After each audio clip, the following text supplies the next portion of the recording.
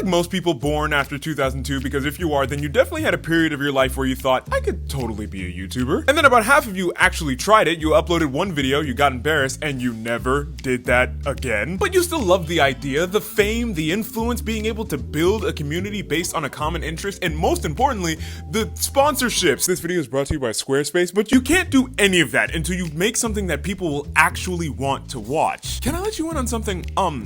You technically don't need to be that good at making videos. If you want to grow in the long form content space, all you really need is a good picture. 99% of people will only watch a video when there is something in the title or thumbnail that makes them stop and click on it. And then that process repeats itself about 1,000,000 times, and then before you know it, oh my gosh, look at you, wow, look at you, you're doing so good. Is that a Lambo? Oh wait, no, what? Stop, no, that's not, what are you, we were rooting for you, we were all rooting for you, why did you do that? No! All of that could be yours. So what exactly is it that makes a good thumbnail? Well, you can trust me when I tell you I've got the answers. Why exactly? Well, ignoring the roughly 67,000 other channels that have more than me, I am the most subscribed to person on this platform. You can trust me because I'm a professional.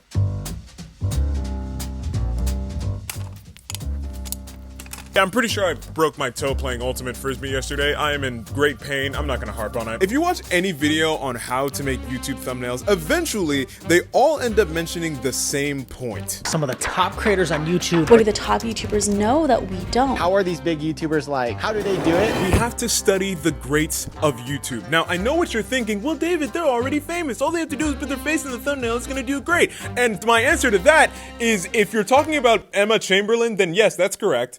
I don't know how she does it, but good for her. But the rest of them, they're not getting away with just that. They're putting hours of work into every detail of every thumbnail they make. And if we want to get like them, we have to think like them. Now, this may sound daunting, but they're all guided by roughly the same principles. How does the thumbnail incite curiosity? How did he do that? No way. Is that even possible? Does it show some sort of action?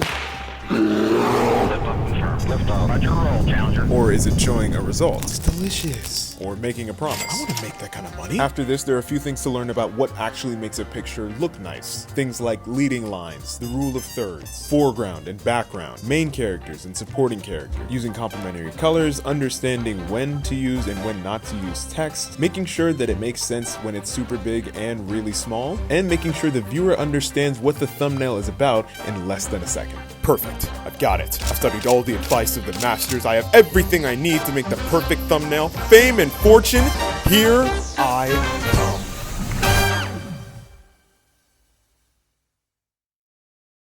Are you freaking kidding me, bro? Okay, that's a bit misleading. It clearly works for them, but is that why you clicked on this video? Do you even remember what the thumbnail was? It was this.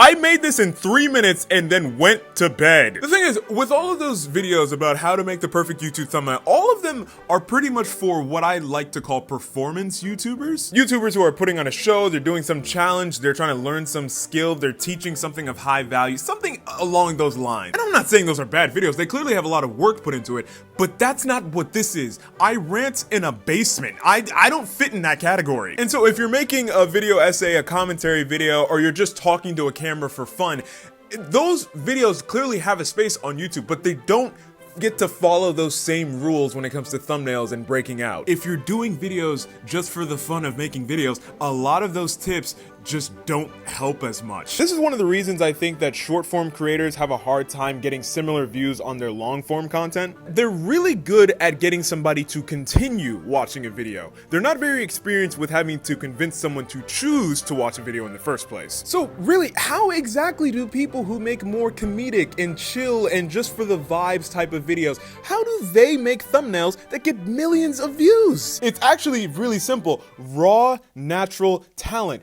You can't learn this. Look, I'm sorry, but this niche isn't just for the unskilled. If you really want to make it in this industry, you either get it or you don't. How on earth do you want me to explain to a normal person that this thumbnail is perfect? I can't do it. No one can. It just is. The best of the best have that title for a reason, whether it's Danny Gonzalez, Curtis Connor, Chad, Gabby Bell, Jarvis Johnson, me. You know, these are all names that we're familiar with. I don't have to go through it. And when it comes to funny video commentary thumbnails, there is no one who does it better than the main man himself, I'm gonna celebrate by putting gasoline in my spaghetti. Every thumbnail he has is the perfect mix of information, deadpan comedy, and a deep internal disappointment that always has me coming back for more. It's thumbnails like this that remind me that this really is an art form. It's not some sort of cold science like performance YouTubers make it seem. It's a feeling, an ingenuity, a natural skill that can't be taught, paid for, or pushed off for someone else to take care of. I guess me and him are just special like that, I guess. Because they're really ramping up the notifications. Most days I'm getting at least one every hour. They even offered me.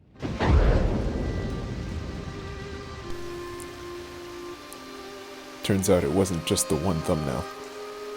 He'd been doing this for months. And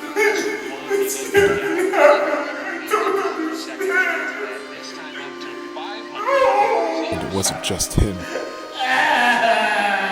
After learning that everything I had believed in is a lie, I came to accept that even the funny people of the internet understand that YouTube metrics are no laughing matter. They want results, so they go to professionals that they know can give them the designs they're looking for. You know, clearly, they know what they're doing. These thumbnails are actually kind of good. You know what they say, if you can't beat them, join them. If I love this guy's work so much for other people, imagine what he could do for me. You know, maybe this could be a good thing after all.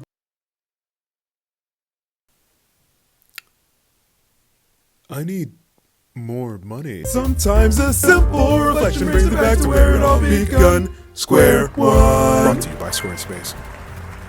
Hello, and welcome back to Square One, the advice show where we keep things simple by getting back to the basics. This week, we received our first ever piece of fan mail, and I thought what better way to read it than with all of you for the very first time. Does that sound good? Is that okay? Producers are handing it to me right now, and we'll take a look and see what we found. Okay. No, Larry, this is just a letter from the IRS. You can go ahead and take that back. You can just throw it away with the rest of them. I'm not giving them that money. I would like to deeply apologize to everyone in the studio audience. It turns out there is no fan mail. Yes, I know that's very disappointing for all of us. But you know what can make us all feel a little bit better? A beautifully designed website. It always does the trick. We always love to see one, don't we? And thanks to Squarespace, we can have one made in record time. Squarespace has dozens of expertly designed website templates that can make any beginner look like a pro. And thanks to its drag and drop features, even if you're new to web design, you can make any of their templates a creation of your own. And when you're ready to go live, be sure to use Squarespace's analytical tools. That'll help you keep track of stats like web traffic and all that sweet, sweet revenue. Want to try it out? Well, go to squarespace.com to get a free trial. And when you're ready to launch, be sure to go to squarespace.com/DavidAndChew to get 10% off your first purchase of a website or a domain. Yeah, so Larry, from now on, if it says anywhere on the envelope Internal Revenue Service, you can just shred it. It's fine. I'm not going to open it. Am I actually going to pay for that now? No. He's obviously good at what he does, but I would like to keep that money. I'm pretty sure we can figure it out for ourselves. If we want to understand what makes thumbnails good, we have to analyze those of others. Now, you may be thinking, well, David, isn't that what we tried to do in the beginning and it didn't work? Shut up. It's different when I do it. So I asked some people on my Patreon what their favorite YouTube thumbnails were. But before we begin, just wanted to say this out loud. Unless I explicitly say it, I did not watch any of these videos. I'm not advocating for the video itself or the creator in any way. If there's some sort of unrepentant animal abuser, I didn't know that. Not only is this an idea I've considered doing myself, but the idea of overeating at a buffet to the point of causing the restaurant financial harm is referred to as winning in this title is enough for a click alone. That's just beautiful. Another one that I liked was this one about brat culture. I don't know what it is. It's something about the colors and the dominance of the brat logo on like all the old school TVs. It feels like very 1984, and I can relate to the confusion and frustration of the creator because I too am constantly surrounded by brat content and have no idea what it means. I also received 2 very thorough comments from someone named Kritika Sharma, which I would normally be apologetic in case I pronounced that incorrectly, if it weren't for the fact that in one of them, you said this looks like me? What does that mean? So those were a few of the highlights, but as I went through all of them, which I did, I came to realize something that I wasn't really prepared for. For the vast majority of what was suggested to me, I don't think I would click on any of these. Especially these. I got a few recommendations from ContraPoints and Jacob Geller and somebody named, I can only assume that's pronounced Exerbia. But no disrespect, they made no sense to me because they barely explained anything. Like, I don't know exactly what's going on. There's no promise of any information. There's nothing funny taking place. It's very bland. Bland is the wrong word, because clearly there's use of colors and composition and whatever, but I don't get it. If I didn't see the view count and didn't know any of these people, I would assume these videos don't have any views, but they have millions, so clearly some people are seeing something that I'm not. So I was curious, what exactly about these and other thumbnails like it are enough to get millions of people to stop and watch them? I asked some of you all and you gave me some interesting responses. Some of you just said that it just genuinely looks nice. Others said that the topic is so broad and complicated that it is hard to summarize into one image, which I thought was an interesting argument. And of course, my favorite explanation of why you would click on it is because you would look at it and think, why did they make that the thumbnail? And it was answers like that that helped me to realize that thumbnails are far more than simply colors or topic choice or curiosity. It's about deeply understanding who your target audience is and how they think. You know what the target audience of a Mr. Beast video is? A human being. Someone who is familiar with the concept of money and has even a little bit of an imagination. That's all you need. That's everybody. And so because he has such a large target audience, that being again every human being, it appeals to the most basic human desires. Most of his videos boil down to look at what a lot of money can buy or what a lot of money can get people to do. And if it's not that, it's just insane dream scenarios that you would never imagine would be possible in real life, but somehow he does it. Just anything that would appeal to the most basic human being. That's his target audience. But as we niche down, our titles and thumbnails have to become more fine-tuned in order to reach a much more specific audience. The harder you niche down, the more specific your audience gets, and the more refined your topic choices and thumbnails need to be in order to entice them. So if you want to make videos in a niche, the first thing you have to do is study it like crazy. Become familiar with all of the format things, get to know all the biggest creators in that space, learn it inside and out. And if that means I have to doom scroll in my bed until 2 p.m. every day, then that's what I'm gonna do. My job is so hard. But once you become familiar with all the creators in that niche, you'll start to pick up on a bunch of different habits and patterns. What's the typical topic choice? How do they frame it in the thumbnail? Do they use quotes? What colors do they often use? Are they at the center? Is it rule of thirds? Is it a picture of something completely different and they're not even in the thumbnail? These are things that may seem obvious or unimportant, but it is the small details that cause something to click in a viewer's brain that makes them think, okay, maybe this is worth my time. Study it, know it, and do it. When I was really starting to seriously try and make videos starting about a year ago, this is one of the first things I tried to learn, and this is how I've been able to apply it in the year since. First step was easy for me. I was already familiar with commentary and video essays. I'd watched them all the time. I knew the format like a T. So to a T, that's the phrase, my fault. Whatever, I knew the format. I had it down. That was done. And with that time spent and how familiar I was with the format, the way I see it, in this niche, whatever you want to call it, every thumbnail is essentially making a promise to a viewer. It's making the promise, hey, this is entertaining enough for you to watch while you eat your lunch. And every person who does not click on it is saying, I don't believe you. So my goal was less to inform them of what the video was really about, it was more just to make sure they knew it was going to be entertaining. So I need to convince them that this is going to be entertaining. What do? Do I pick a funny video topic?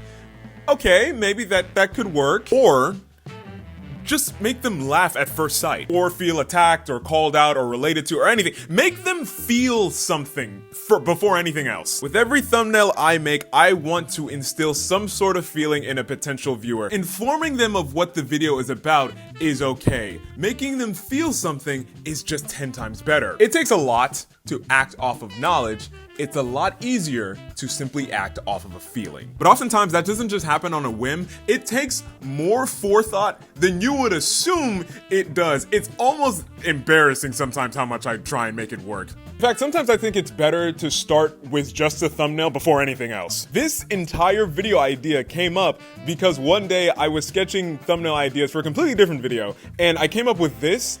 and I thought it was just so funny to me. I kept it in my notes, but I wasn't sure what to use it for until I eventually came up with an idea surrounding it, which was this video. I feel it's appropriate to mention at this point, I cannot emphasize how much I am truly banking on this being a successful thumbnail. Do you know how embarrassing it would be if this video flopped because nobody clicked on it? That's bad. This video only works if this does very well. All my eggs are in this one basket, which I've heard is not a very good strategy. This is another one I came up with. Again, it makes me laugh every time, but I don't know what to make a video about using it.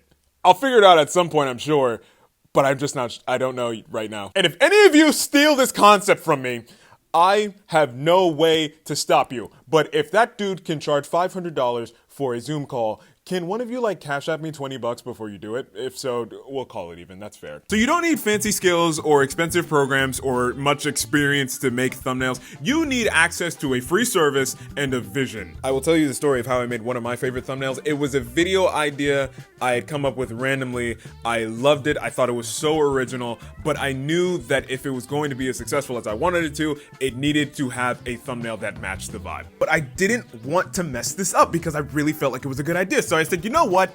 I'm a professional, kind of, not really, kind of. So I paid someone money to do it for me. That, my friends, is a tax deduction.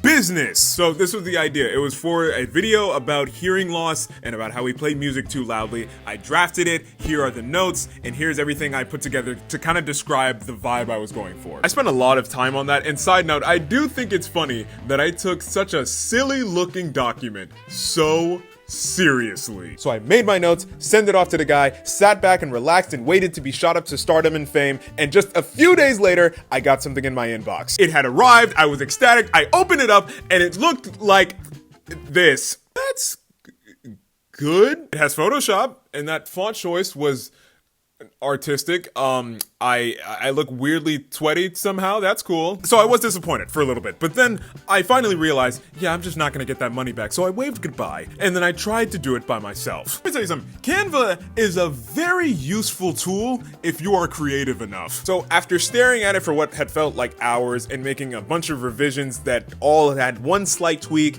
and just doing that over and over and over, I finally had a product that when I looked at it, it made me laugh.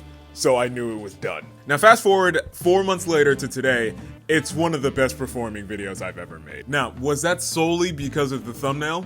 No, definitely not. Not only because I think that video was just genuinely good, but also it's very funny that the only 2 other videos that have performed better than it, I made those thumbnails like 15 minutes before I hit upload. But don't get it twisted. This isn't to say that all that advice from the beginning that was for like performance YouTubers, that none of that has application here, because it definitely does. Specifically, there are 2 key rules that I have in the back of my mind every time. 1, you make your thumbnail draft before you get deep into making the video. And 2, have more than one idea just in case.